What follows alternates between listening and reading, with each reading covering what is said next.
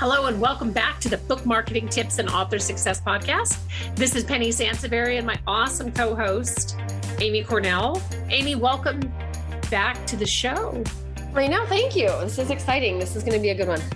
And I'm also very excited about the show. And I just want to take a moment of silence for Amy's horrible devil weather that she's having this week.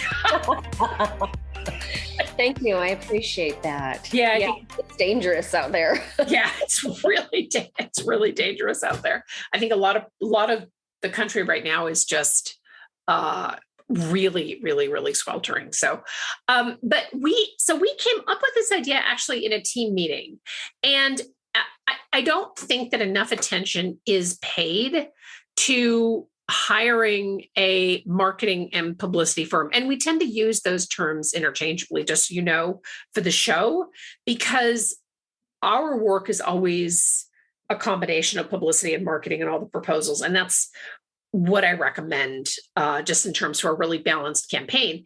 But I think that part of the reason why we've been wanting to do this show for a while is because there are a lot of options out there for hiring a marketing and PR firm. And you know, a lot of times we hear authors who hire firms and wind up disappointed because their expectations weren't met, or the PR firm didn't deliver, or promises were sketchy at best. Yeah, I mean, there are a lot of reasons these collaborations don't work out. And I would say really on one end of the spectrum, it's the misaligned expectations. So you went into it thinking you were getting X, and they went into it thinking they were providing Y. I mean, that's honestly very common, unfortunately. And on the other hand of the spectrum is simply the fact that there are a lot of companies out there that, you know, I like to phrase it, they prey on author egos and big dreams. And really, they haven't structured their service offerings to really deliver on anything particularly substantial. Yeah. And you know, what's interesting is I talked to an attorney the other day I love attorneys who write fiction, and we've worked with a lot of them, but I talked to an attorney the other day and we were talking about this very thing. And he said, you know, it's human nature to layer your own expectations, however unrealistic, onto anything. And it's definitely something that I think you as an author need to be aware of. And when you're making this kind of investment, it's critically important to make sure that you have the right company and that they're doing the things that you actually need them to do. So let's dig into the first piece of this, which is determining your goals and your needs. And I think a great way to start this process is to really ask yourself what you aren't good at, or what you don't know, or what you need help with. Because I talked to a lot of authors who get on the phone not really knowing what they want. And that's okay. I mean, I get it, but because, you know, marketing is a confusing business and it changes a lot all the time, right? But you do want someone who can guide you on your choices. So absolutely, right? And that's what we're here for. But you should also more or less know what you need. Right. Absolutely. I mean, it's like with any big purchase, you go into it knowing what your parameters are, and then you expect someone to guide you through the options, kind of like buying a car. You know, you're looking for, okay, I need it to seat this many people. You know, you have your major points that you want to hit. But then again, there's going to be other things that they can say, well, I recommend this, or have you thought of this? And book publicists vary widely in what they specialize in and what they offer. So it's good to ask before spending a lot of time with any particular company, just kind of understanding what they focus on, what they, you know, specialize in, and does that align with your short list of your goals and needs? Two like really prime examples that come to mind are media and then Amazon strategies. Like these are elements where the offerings can vary so widely from one company to another. I mean, there are companies that don't touch media anything, and then there are other companies that don't touch Amazon anything. So again, to your point, Penny, having at least a general outline of what you don't know, what you need help with, even what you're willing to take on. So maybe you're already really comfortable on social media. So, you know, it's also good to let the people know that you're talking to. I feel pretty good about social media, so I'm not ready to spend any of my marketing money there. I want you to help me in other areas. This is what I don't know, is a really smart way to start the conversation. Well, and I think that what you addressed is really important. You really want to, most of us don't have an infinite budget just to spend and throw at a PR and marketing company, right? So you want to get as focused in on what you need as possible. And one of the things that Amy addressed that I think is worth mentioning again is that PR firms are really, I don't think there is a single company out there that I know of that does, for example, what we do. And I'm not saying that because, hey, this is our podcast and we're awesome, although we are. But I think that it's worth mentioning that every publicity and marketing firm is different. And I read an article when I was prepping for the show. I was reading an article online, what publicity or book publicists do. And one of the things that it said is book publicists don't plan book events. Well, that's actually something that we do. So it's worth not showing up to a consultation with assumptions, but asking smart questions, right? And say, oh, well, do you do this?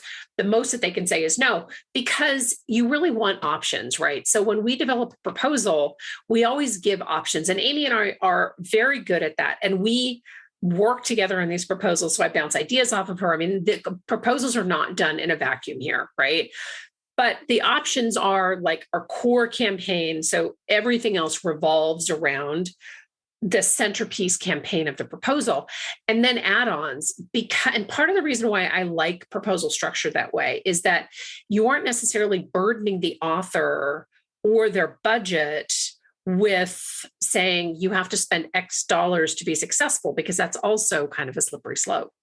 Oh, absolutely. Because, sometimes authors will come to us say, I'll spend whatever it takes, which is the wrong way to think about it. Honestly, you really want to be mindful of the fact that most books benefit from long-term promotion. This isn't a one and done thing. If you could throw a bunch of money at a release campaign and guarantee book success, there'd be a lot more people on the bestseller list if that's all it took. So, newsflash, It's a lot more complicated than that. Right.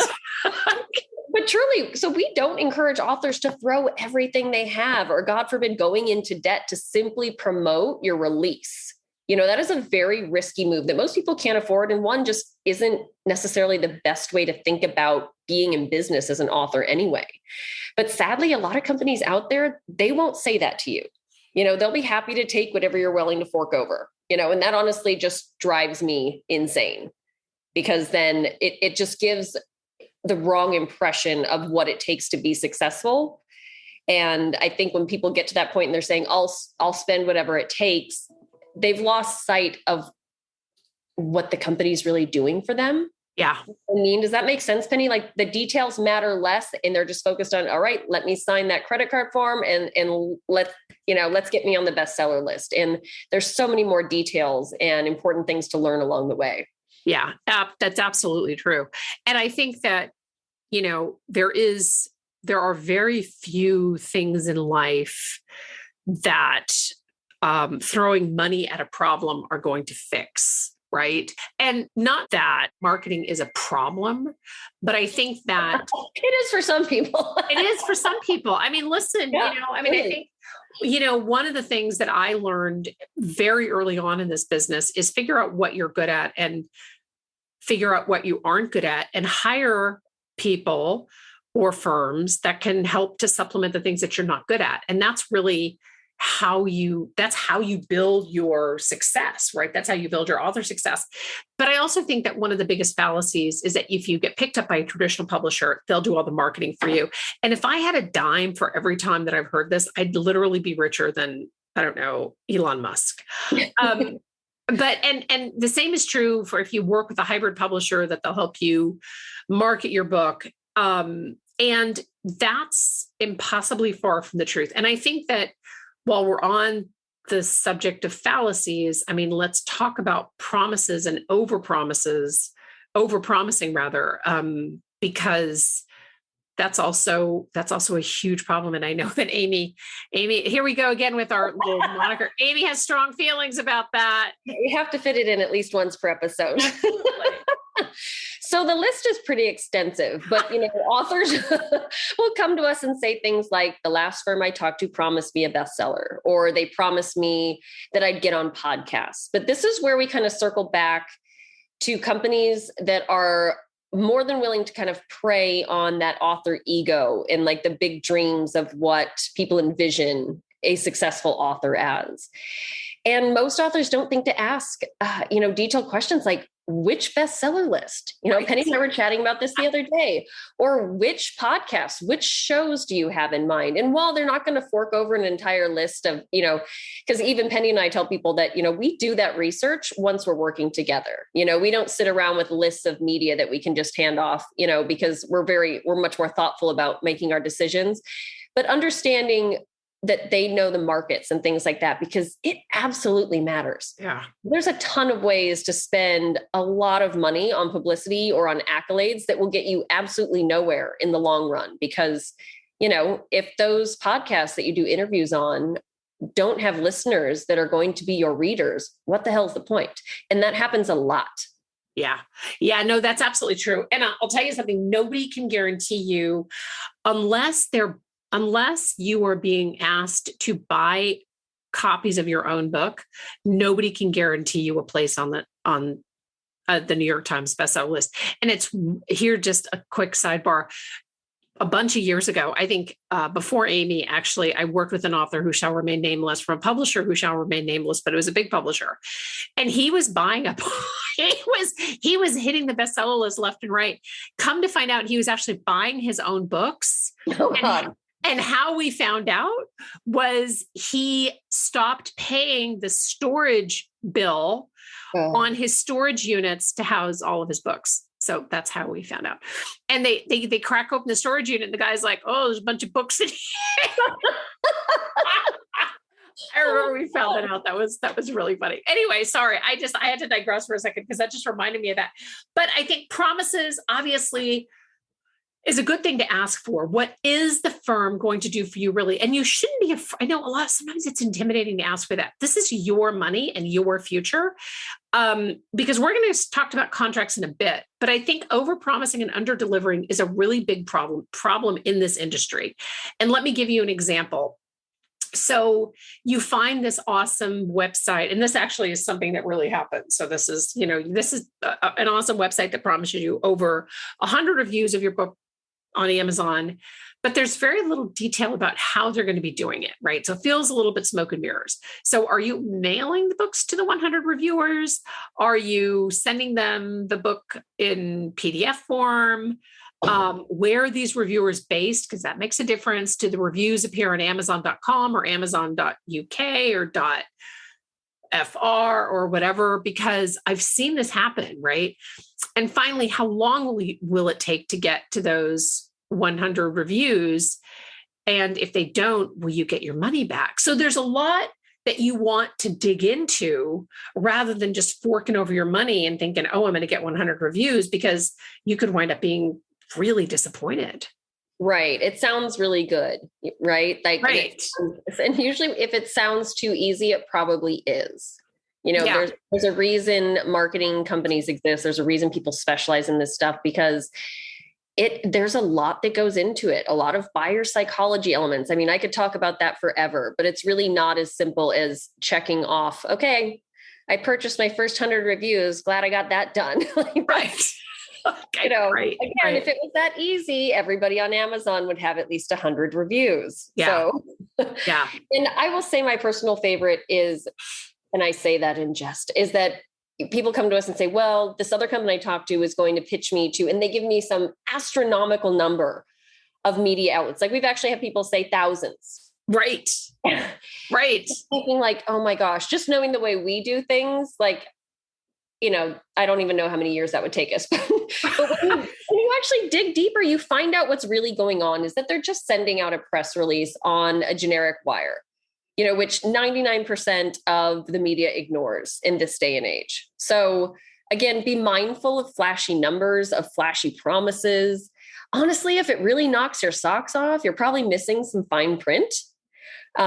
Because, ask how they handle their pitching. In this example, especially, how do they choose their outlets? What kind of follow-up is done? If they do any, you get the idea. You want to understand a little bit about the company's process to understand how much time and attention they're really paying to what they're offering you versus these kind of shoot it out of, the t-shirt cannon into the crowd sort of a thing, which is actually now a really funny analogy for a press release. Right. And, but these are the kind of problems in the industry have become really prevalent. And I'll be candid, we've actually evolved our proposals quite a bit to include very clear language about how we manage the work. We bullet what the deliverables will be. We have a special call out for the expectations. We have a special call out for what's expected of the author in order for us to be able to complete that work. I mean, we are very upfront because we realize like we are almost making up for a lot of the crazy stuff that's out there. And we want people to feel really confident that they understand what they're getting into if they're talking about working with us. Yeah, absolutely. And I think that one of the tempting, so I've seen that ad for, we'll pitch it to 1,000 media outlets or 5,000 or whatever. It's very tempting to do that because it feels like it's a strategy that feels like it checks all the boxes. And then it's also something that you can check off of your list. But you can waste a lot of money on doing those kinds of things that don't really get you any kind of attention.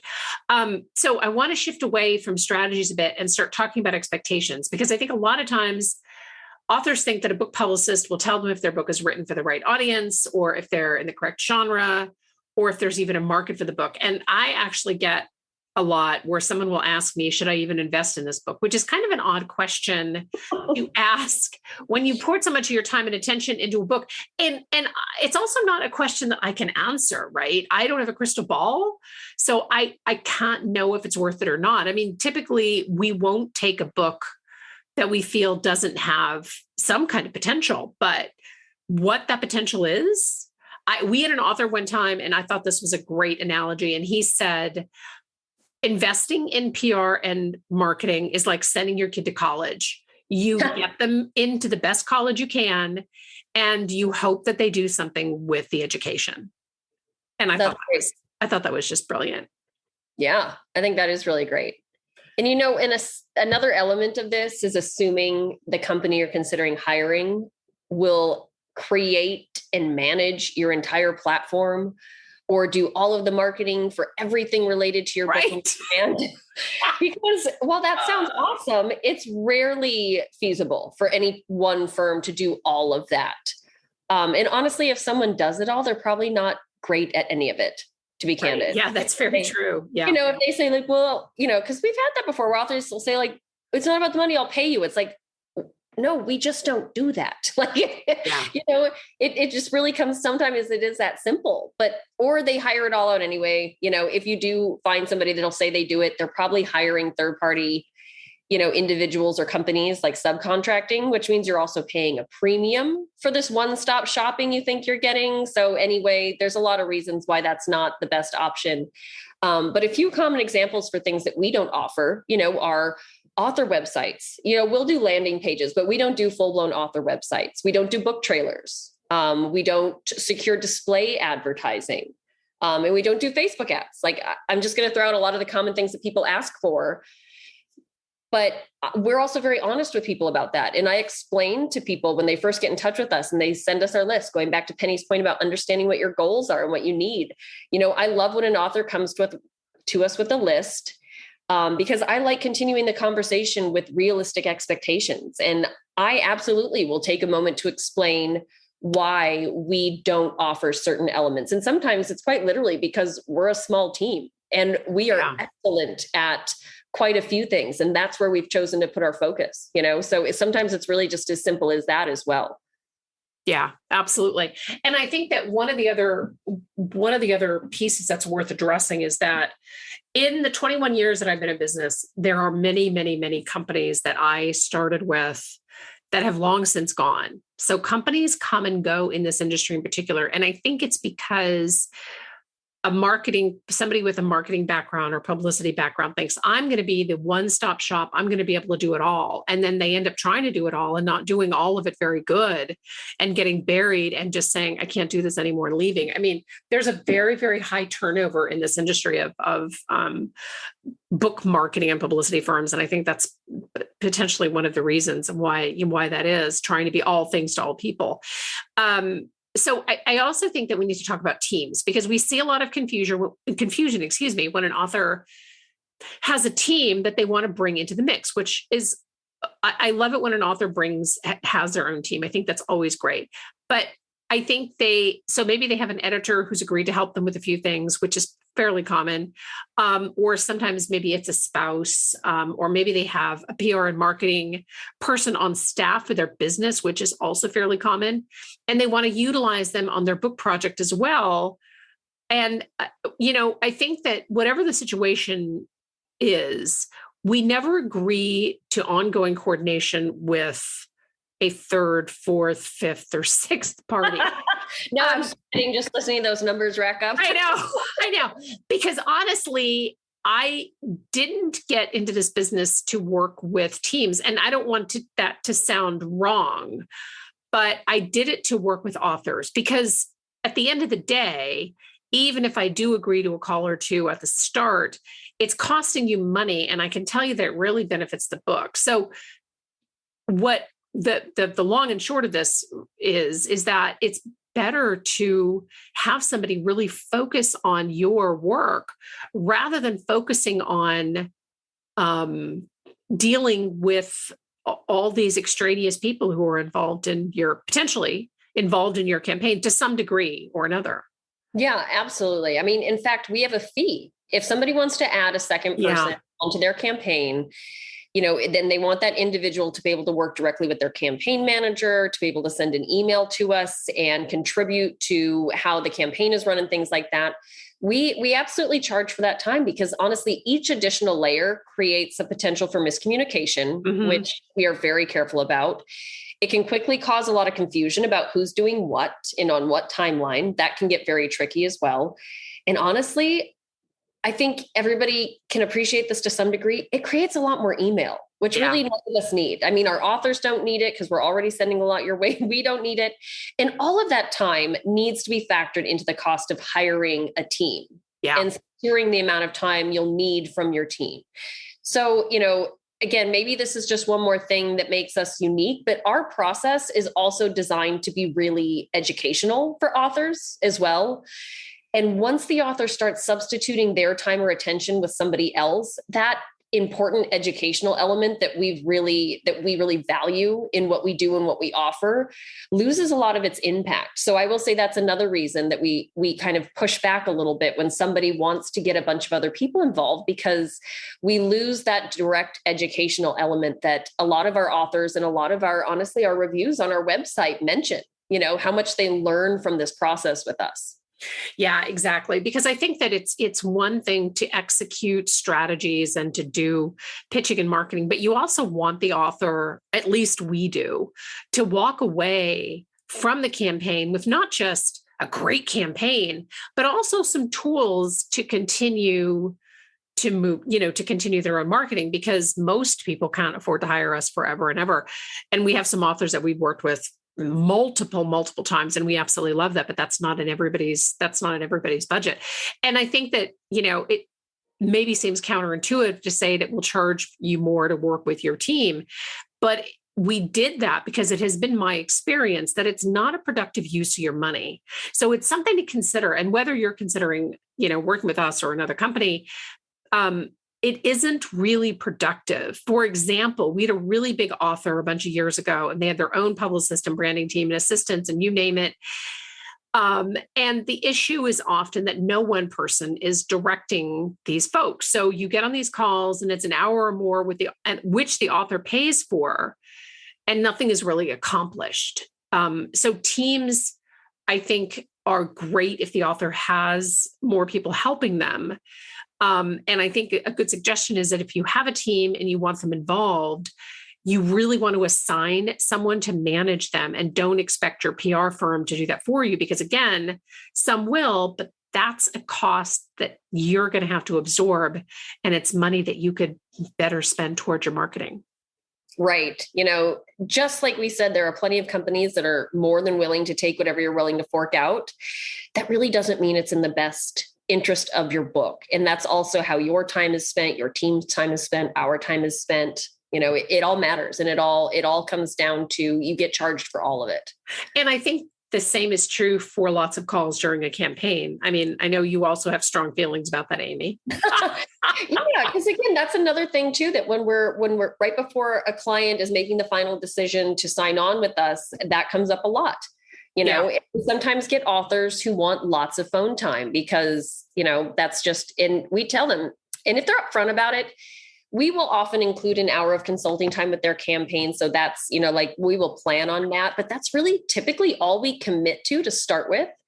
And we do that again, because getting on the phone is not book marketing. To Penny's point, our team actually really enjoys what we do. And everything we create for our proposal and campaigns is really based around what we genuinely feel will help move the needle for your book and for your platform. And calls don't get that work done, plain and simple, So honestly, if we wanted to make our money off of being on the phone all day and managing a client's team, then we'd be a project management company. But we all, right. We actually all love the marketing element of it and the reader interaction and things like that. So that's what we offer. We offer what we're good at, and we focus our time on things that we feel will genuinely benefit you. And typically that doesn't include, getting on the phone a lot. Right. So, calls, I think, not to totally belabor this. Obviously we feel strongly about this, but they feel productive, but they really aren't. And one of the reasons that we wanted to spend so much time on this in particular is because we do get authors who say, I'm a terrible email communicator. Can I do a monthly call? And sure, we can do that. Or maybe they're super busy and, they feel like a call would really help them to get back on track. But calls, lots and lots of calls can add a lot of dollars to your marketing proposal. And it's not, in our opinion anyway, it's not a good use of your marketing dollars. Right. And we get this a lot. And again, that's why Penny said, we are covering this because it is a big issue that comes up a lot. And a lot of authors will tell us, well, the other company I talk to includes weekly calls. And this is one thing that I think a lot of authors don't fully think that through. They just see it as a perk, but you are absolutely paying for those calls. Yeah. They're likely smart enough not to detail how much per hour you're being charged to be on all of those calls, but 100% you are paying for that time. And they just kind of work it in as like a nice little perk, like, and we'll chat once a week about how your campaign is going.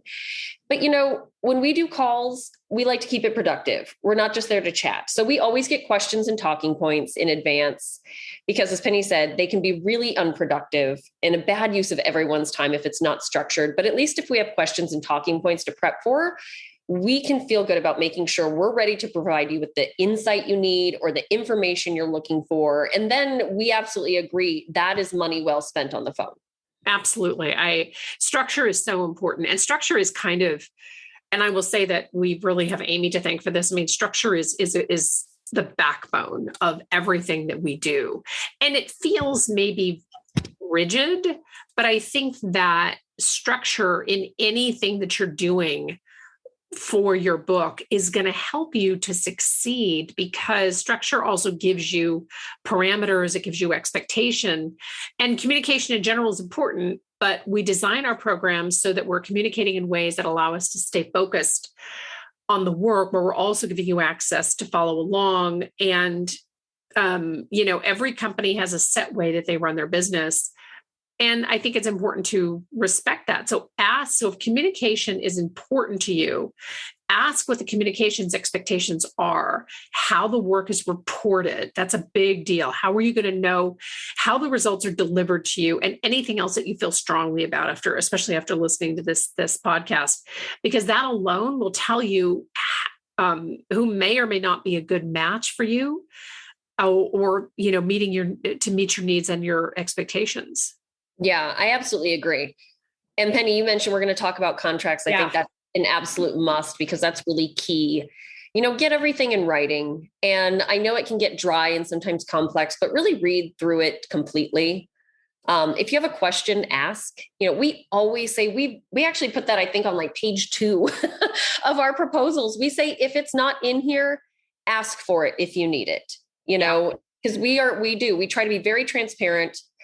If it's not explicitly outlined in your proposal as work that we are going to be doing on your behalf, or something that we will be providing, or a deliverable that you are looking for, make that request before moving forward. We encourage you to do that with every PR firm that you chat with. Yeah, absolutely. And I think that we are such maniacs about what's in our proposal. We're almost painfully specific because we've seen a lot of snake oil, and a lot of authors get confused about options because it feels nebulous, and it is nebulous. And that confusion is completely understandable, but that's part of the reason why we are so structured, especially in our proposals and contract language. Oh yeah. I mean, I know it's in the fine print. The details really do matter. We had an author share the proposal he got from another firm, and reading through it just made me so mad. I immediately forwarded it to Penny and was like, can you believe this? But anyway, going back to it, there were lots of calls, which they called weekly brainstorms, which, sorry, is such a crock, because honestly, these people are going to do their jobs the way they always do their jobs. You know what I mean? These weekly brainstorms, don't fall for that unless you really have something like, you know what I mean? Unless there's a really productive reason to get on the call. Those just drive me nuts. Like the weekly brainstorms. Anyway, sorry. Well, it makes the offer feel important, which I think is also just, kind of sleazy. It is. You know what I mean? Yeah. They're preying on insecurities and egos, and I don't like that. But then they also listed a guaranteed podcast interview with a top industry podcast. And when I started doing a little Googling, it turns out it was the marketing company's podcast. So one, not that hard to book you on. And honestly, it was not at all an audience for this author's genre. This person wrote fiction. That'd be like us interviewing a fiction author and being like, yes, all your readers are going to find you on our book marketing podcast. That is a lie. That is not how that works. So anyway, that's just those kind of, examples. It's really understanding what's in there and what the deliverables are, and doing a little side Googling. Yeah, I think that's a great example. I remember how we laughed. I'm sorry. I know that sounds really disrespectful. We really laughed about this book because it was so, and, part of me wants to reach out to this author and go, you're buying snake oil, but that just sounds like sour grapes. Some people have to find out for themselves. But I also think it's reasonable to ask for deliverables. And this is something that authors miss on a lot of occasions. So they don't ask what the publicist marketing person is going to actually deliver and get it in writing. Because even if they're on the phone with you and they're like, oh, we're going to do this and that, and you don't get it in writing, then it's just considered best efforts. And best efforts generally doesn't get you anything. But and again, this isn't just me encouraging you to get your money's worth, which of course you always should. But it's also because you need to have a realistic understanding of what the company is really offering. Because I can tell you from experience that it may not always be what you expect. And that gets ugly and frankly sad. I know. Yeah. To your point, the attorney that you spoke with, Penny, that said, it's human nature to layer your own expectations. So you really need to pay attention to what a company's offering and take that at face value, because that's happened to us before, where we will say, no, we absolutely cannot guarantee X, but this is the work that we will do on your behalf. And somebody still will sign that contract and come into it thinking that they are going to be the exception. And when they're absolutely. Yes. Yes. And then when they're not the exception and things happen the way we told them it would, we're the bad guys. And we just kind of look at each other like, well, how did that go sideways so quickly? We told you exactly how this was going to work. But anyway, really zero in on what's a solid marketing piece and what's just jargon or fluff or snake oil, because no one can promise you organic book sales or ROI. As Penny mentioned, if someone does guarantee, say, 100 Kindle sales, they're probably buying those books, like Penny's example, and you're paying for that. It's included in what you're paying them to do your quote unquote marketing, or also those sales. Those are not real readers that'll come back and buy your next book. That is the most dangerous part of that. Those are not real sales with real readers that will then go and recommend you to their friend, things like that. So, and we know you want a return on your investment. Like, no one starts a business, and this is a business, with the goal of never making money. Like, we absolutely respect that. But marketing and promotion is not sales. It's an investment in your potential. So if you've written a good book and you've satisfied a market need and you invest in some smart and strategic promotion, at some point, realistically, you will start making some of that money back. Like, I can feel pretty confident saying that, but it's not going to be on a set timeline. And it's not going to be because you threw a bunch of money at one marketing firm and called it good. Yeah, exactly. And I just have to, maybe we need to put this on a coffee cup or a t-shirt or something. I actually loathe the term ROI with a vengeance, because it's so often misunderstood. Right. And exactly. Yeah. And I think IBPA, which is a great industry organization, they did a study a bunch of years ago and found that sometimes it can take up to 2 to 2.5 years for an author to earn back everything that they invested in a book, which I know sounds really long, but when you think about when you think about how many books are released every day, and, it starts to make a little bit more sense. And not everybody has to wait 2 years, but it can be a long process. And I think that part of why we wanted to do this show is that we wanted to make sure that you partner with the right company. And we always encourage people to hire for pieces, as I mentioned early on, that you're not good at, but do your due diligence, outline your goals and expectations, be willing to be flexible as you learn more about this industry, and really think long-term. Don't get wrapped up in jargon and snake oil. We love that term, snake oil. Actually, love is not really the right word, but you know what I mean? We use it a lot. Because honestly, a good book marketing company will make strategic recommendations, and they simply won't offer you a bunch of flash that doesn't have a lot of substance. So we hope that you've enjoyed the show. I apologize for the length. There was much to say. I sent Amy my notes for the show, and I'm like, oh, this is going to be a long one, but I think it was definitely an important one. Amy, thank you so much for all of your valuable insights. And we will see you next time. Just a reminder, we are working on our Patreon page. We will update you as we get closer to that.